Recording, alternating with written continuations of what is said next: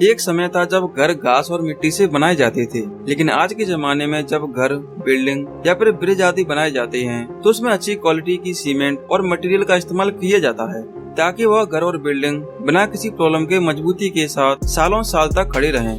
आपने भी अपने आसपास घरों और बिल्डिंग को बनते हुए देखा होगा, लेकिन क्या आपने कभी सोचा है कि इनको बनाने में इस्तेमाल होने वाली सीमेंट आखिर किस चीज से बनती है? आखिर सीमेंट में ऐसा क्या होता है कि वो कंक्रीट, ईंट और पत्थर जैसी चीजों को इतनी मजबूती के साथ चिपका देती है? इन सब के अलावा अगर सीमेंट असली होती है तो घर और बिल्डिंग काफी मजबूती के साथ बनते हैं, लेकिन अगर सीमेंट नकली हो या अच्छी क्वालिटी की न हो तो इससे हमें काफी नुकसान हो सकता है। इसलिए ये बेहद जरूरी है कि आप नकली और असली सीमेंट को आसानी से पहचान सकें। तो कैसे पहचानें कि कौन सी सीमेंट असली है और कौन सी नकली? चलिए आज हम सबसे पहले ये जानते हैं कि सीमेंट को कैसे और किन चीजों से बनाया जाता है। अगर सीमेंट बनाने की शुरुआत की बात की जाए तो सीमेंट का आविष्कार विलियम एस्परडीन ने साल 1824 में किया था। आपकी जानकारी के लिए बता दूं कि सीमेंट को पोर्टलैंड नाम से भी जाना जाता है, क्योंकि जिस जगह इसका आविष्कार हुआ था वहाँ पर पोर्टलैंड नाम की एक पहाड़ी है जिसका रंग सीमेंट से काफी हद तक मिलता जुलता है और इसी वजह से सीमेंट को पोर्टलैंड सीमेंट भी कहा जाता है।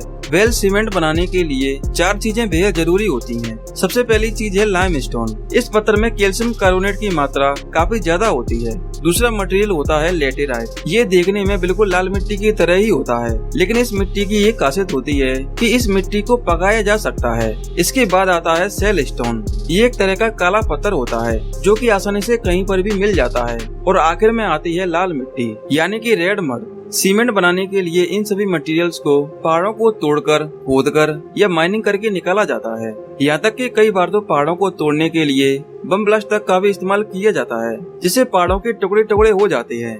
पहाड़ों को तोड़ते ही उनके अंदर से लाइमस्टोन यानी कि चूना पत्थर छोटे छोटे टुकड़ों में निकलता है, जिसे ट्रकों और मालगाड़ियों में लोड करके फैक्ट्रियों तक पहुंचाया जाता है। फैक्ट्रियों में आने के बाद इन चारों चीजों को क्रशिंग मशीन तक ले जाया जाता है, जहां पर ये क्रशिंग मशीन इन चारों चीजों को बारीक करने का काम करती है। इस मशीन में सबसे पहले लाइमस्टोन, उसके बाद लेटेराइट और फिर सेलस्टोन और सबसे आखिर में रेड मड को डालकर बारीक किया जाता है। उसके बाद इन चारों चीजों को अच्छी तरह से मिलाकर कन्वेयर बेल्ट के जरिए आगे भेजा जाता है, जहाँ पर इस मिश्रण को गर्म भट्टी से गुजारा जाता है, जिसका आकार बिल्कुल एक गटर के पाइप जैसा होता है। लेकिन ये भट्टी लोहे से बनी होती है और काफी मजबूत भी होती है।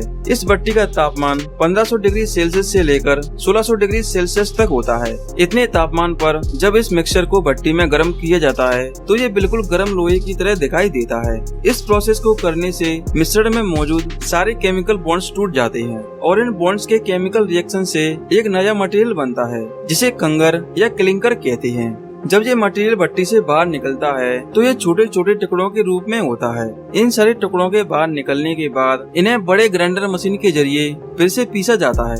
इसके साथ ही इसी प्रोसेस में इसमें जिप्सम पाउडर को भी मिला दिया जाता है।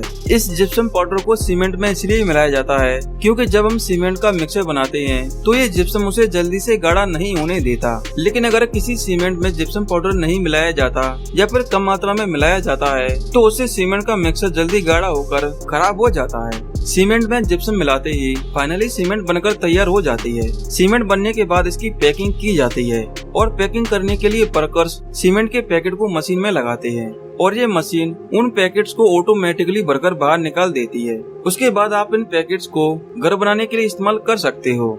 लेकिन घर बनाने से पहले आपका यह जानना बेहद जरूरी है कि असली और नकली सीमेंट को कैसे पहचाना जाए। वेल असली और नकली सीमेंट पहचानने का सबसे अच्छा तरीका ये है कि जब भी आप असली सीमेंट को किसी भी मौसम में अपने हाथ में लेते हो तो वह हमेशा ठंडी महसूस होगी। लेकिन अगर आपको ऐसा लगता है कि सीमेंट गर्म है तो आप समझ जाना कि सीमेंट नकली है। और दूसरा तरीका ये है कि सीमेंट का कलर एक जैसा होना चाहिए, अलग अलग नहीं। और तीसरा सबसे बेहतर और कारगर तरीका ये है कि आपको सीमेंट के पैकेट को उसकी मैन्युफैक्चरिंग डेट से 3 महीने बाद तक ही इस्तेमाल करना चाहिए। और ऐसा इसलिए क्योंकि मैन्युफैक्चरिंग डेट से 2-3 महीने तक ही सीमेंट की पकड़ काफी मजबूत होती है और दीवारों को काफी मजबूती के साथ सेट करती है। लेकिन अगर आप इसे मैन्युफैक्चरिंग डेट से 5 से 6 महीने बाद इस्तेमाल करते हो तो इससे आपको रुपए के साथ साथ जान का भी नुकसान हो सकता है। तो आपको समझ आ गया होगा कि फैक्ट्रियों में सीमेंट कैसे बनता है और असली नकली सीमेंट को कैसे पहचाना जाता है। अगर आपको इस वीडियो से कुछ नया सीखने को मिला हो तो वीडियो को लाइक, शेयर